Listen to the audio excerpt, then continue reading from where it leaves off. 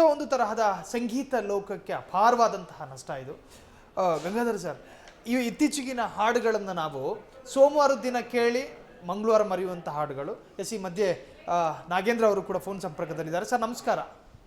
ನಮಸ್ಕಾರ sir, S Janaki ಅವರ ನಿಧನದ ಸುದ್ದಿ ನಿಜಕ್ಕೂ ಕೂಡ ಆ ಆಘಾತದಿಂದ ಹೊರಬರೋದಕ್ಕೆ ಯಾರಿಗೂ ಕೂಡ ಸಾಧ್ಯ ಆಗ್ತಾ ಇಲ್ಲ. ಕಾರಣ ಈ ಭಾರತದ ಪ್ರತಿಯೊಬ್ಬ ಭಾರತೀಯನು ಕೂಡ ಸಂಗೀತ ಪ್ರಿಯನಾಗಿದ್ದ ಅನ್ನೋದು.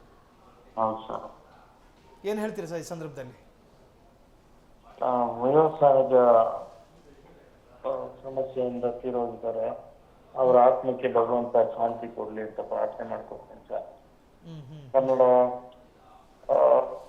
ಸಿನಿಮಾ ಕ್ಷೇತ್ರದಲ್ಲಿ ಹಾಡುಗಳು ಅಥವಾ ಕನ್ನಡ ಸಿನಿಮಾಗಳು ಕಡಿಮೆ ಬರ್ತಾ ಇದ್ದಂತ ಕಾಲಘಟ್ಟದಲ್ಲಿ ಪರಭಾಷಿಕರಾಗಿದ್ರೂ ಕೂಡ ಕನ್ನಡವನ್ನ ಬಹಳ ಕನ್ನಡಿಗರಷ್ಟೇ ಶುದ್ಧವಾಗಿ ಹಾಡ್ತಾ ಇದ್ದಂತ ಗಾಯಕಿ ಮತ್ತು ಒಂದು ರೀತಿ ದೈವಿ ಕೃಪೆ ಇರುವಂತ ಗಾಯಕಿ. ಯಾಕಂದ್ರೆ ಯಾವುದೇ ಭಾಷೆ, ಮಲಯಾಳಂ ಆಗ್ಲಿ, ತೆಲುಗು ಆಗ್ಲಿ, ತಮಿಳು ಆಗ್ಲಿ, ಒಂದು ಕಾಲಘಟ್ಟವನ್ನ ಆಳದಂತವರು.